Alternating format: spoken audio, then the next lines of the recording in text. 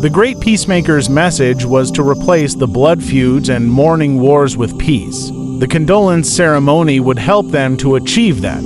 Being unaffected by grief, the Great Peacemaker was of sound mind and could perform the ceremony. Only those with clear minds could do so. First, he dried the eyes of the weeping mourner so that he could see. Second, he opened the ears of Hiawatha so that he could hear. And finally, he cleared the throat so that he could speak.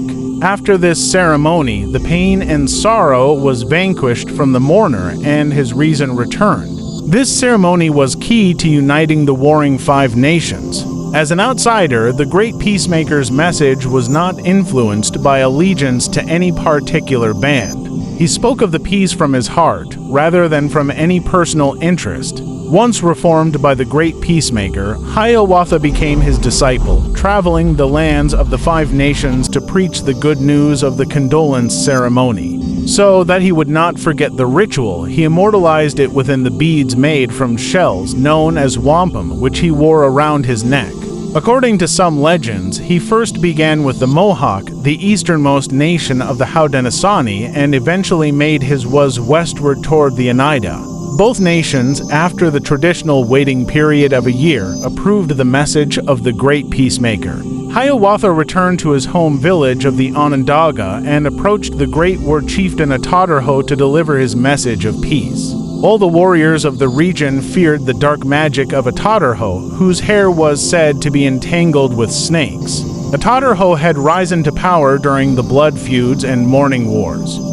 Consequently, he did not approve of a peace between the warring nations.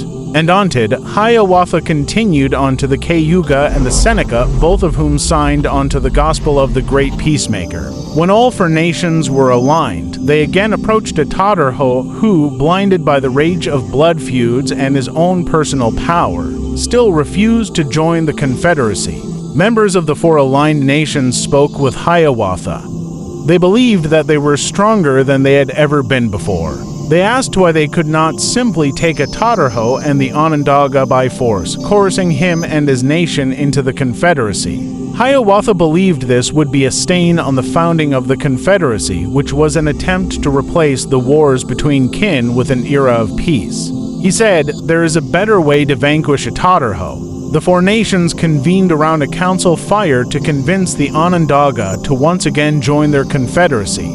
Hiawatha offered Atatarho the leading role as the chief sachem or great chief, with his home in Onondaga as the central meeting place for the Grand Council. The Grand Council is the traditional ruling body of the chiefs of the Haudenosaunee. This compromise epitomized the integral aspects of peace of this newfound union. Thank you, folks.